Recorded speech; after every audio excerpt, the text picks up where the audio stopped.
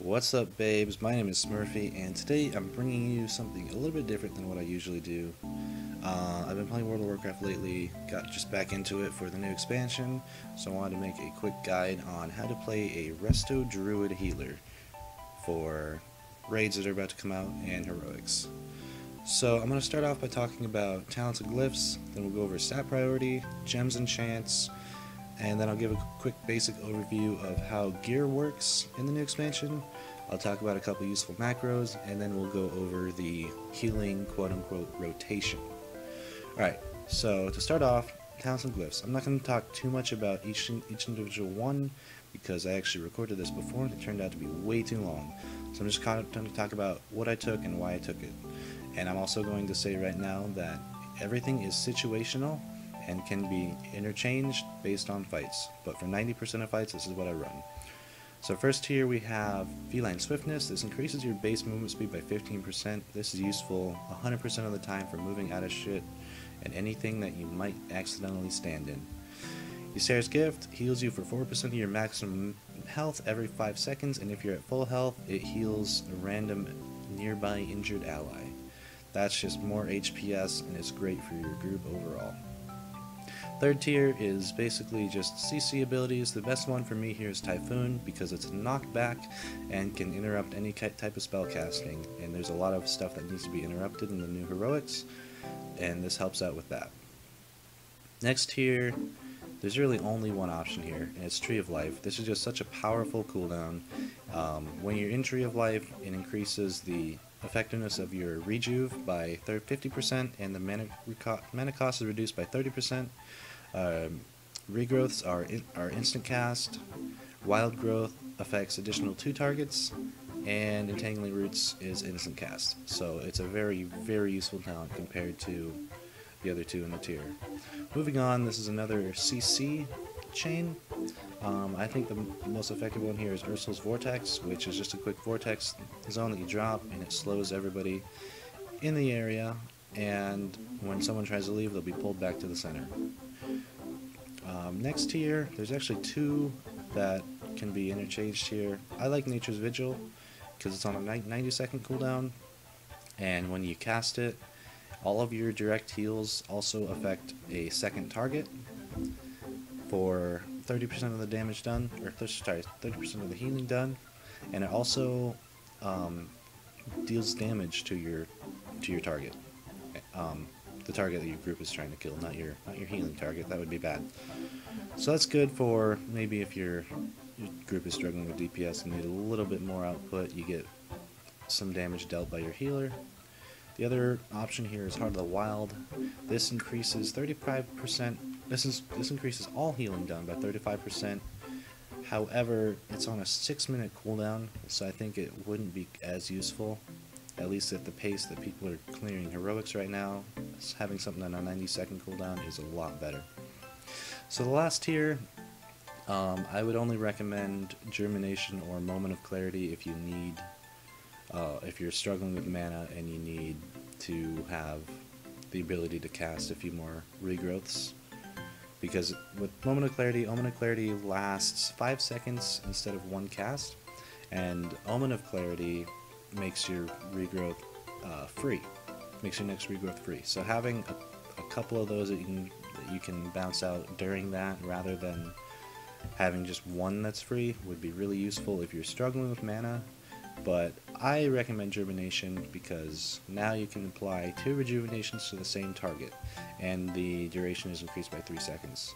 So that's just, double the HPS coming out from that one spell, and that spell is also going to be your top healing ability in pretty much the entire expansion.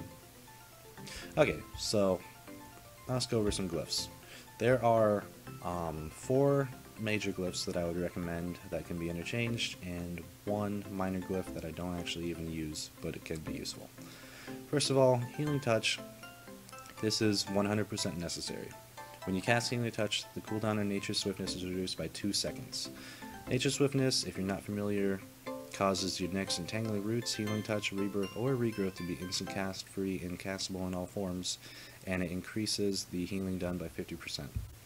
So having that as like a quick save for someone who's taking a ton of damage is really, really useful, and having its cooldown reduced every time you use Healing Touch is also amazing, so 100% recommend that.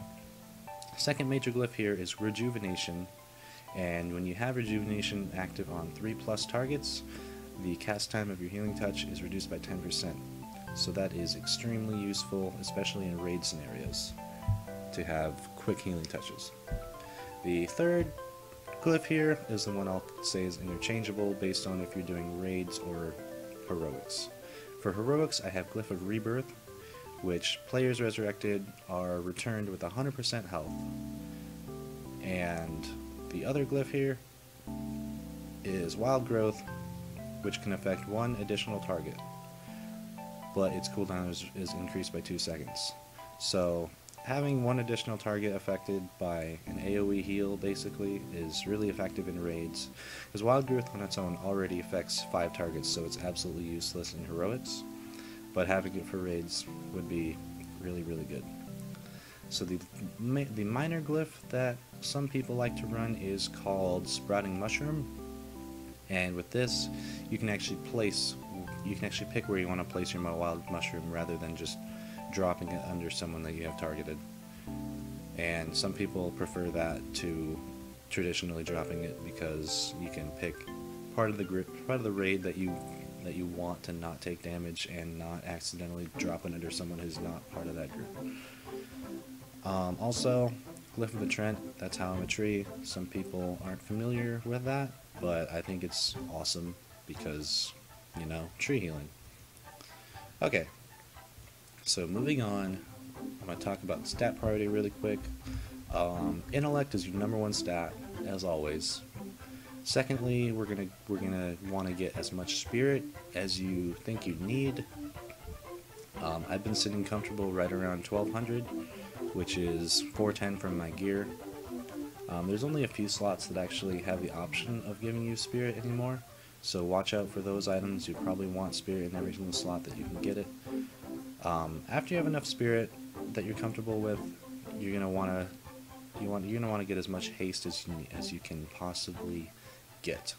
This will increase the cast time of your heals, and it's 100% more effective than anything else that you could get. The only other secondary stat that would be useful in this as a Resto Druid would be Mastery, which increases your healing by a certain percentage based on Mastery, and increases your periodic healing based on your current Mastery level. So once again, Intellect, Spirit to a place you're comfortable, Haste, Mastery, everything else. Okay, so going off of that, gems and enchants. First of all, there's not many slots that actually offer gem slots anymore. It's actually rare it's a rare chance off of drops to have a gem slot in any of your gear. I happen to have 2, one in my shoulder and one in my legs, and in both these slots you'll see I have haste. It's just that simple. There's no need to have the right colored gem anymore. They're all prismatic, so haste is fine. Also, enchants, you're going to do the exact same thing. You're going to want haste. Enchants also are different this expansion. You're only able to enchant 4 slots. Your necklace, your cloak, and your 2 rings. And I have haste on every single one of those. Moving on. Quick overview of how gear works for those of you that are not familiar yet. Every piece of gear you get from Heroics has a chance to give you a secondary stat, a gem slot, or it has a chance to be a Heroic Warforged. And Heroic Warforged increases the stats by quite a bit and increases the item level to 636. So any piece of gear you get like that, definitely use. Also, like I said, you have a chance to get a random gem slot. Any piece that you get with that, definitely use. There's also a chance at some weird secondary stats that I haven't really found a use for yet. Leech is basically lifesteal, which is 100% not useful for healers. However, this was also Heroic Warforged, so I'm using that. And also Indestructible. Basically, your item will no longer take durability damage and you won't have to repair it with the rest of your gear. So it's a little easy on the bank. Also, you have a chance of getting speed as a secondary stat and avoidance. I'm not sure what exactly avoidance does. I think it's just good, useful for tanks probably. And speed is just literally move speed. I don't have any of that gear though. Okay, so useful macros. There's one that I would recommend using for Nature Swiftness, which I will put in the description below. Nature Swiftness, basically you click this macro and it does an instant cast Healing Touch. So you click the macro and you just heal, you know, it's saves you from clicking 2 buttons basically. And it's extremely useful. Also, I would recommend, if you don't have LVOI or any of those add-ons that you can just click on people and heal them, I would recommend using mouseovers. Mouseover healing spells. I'll also put a example in the description below, and I just have that for basically all of my healing spells. So it's simpler to just be able to not have to target someone to actually heal them. As you can see, just throwing rejuve on both these guys and I'm not actually even targeting anyone. So that's a quality of life thing. And those are the only 2 macros that are really useful in my opinion. I'll talk really quick about the healing rotation. I say rotation in quotes because healing isn't really rotation. But basically, your priority is to have Life Bloom active on your tank, have both rejuves on the tank, and be watching out for any other type of damage happening to the group. You'll want to drop Mushroom whenever you see that there's at least 3 people in the area that can be healed by it, and you need to watch out for your clear casting Omen of Clarity procs, which proc off of your Life Bloom, which is why you always want to have Life Bloom active, and it makes your next regrowth free. You should always use that immediately in case they're going to overlap. So with that, I'm not going to do too much about how to play the class because I'll actually make a second video of gameplay that will be a lot easier to explain all this. So with all that said, I'm going to cut the video here. Thank you guys for watching. If you have any questions, please leave them in the comments below. I'll be happy to reply. If I missed anything, please let me know and I'll probably remake this video. But with that said, thank you guys.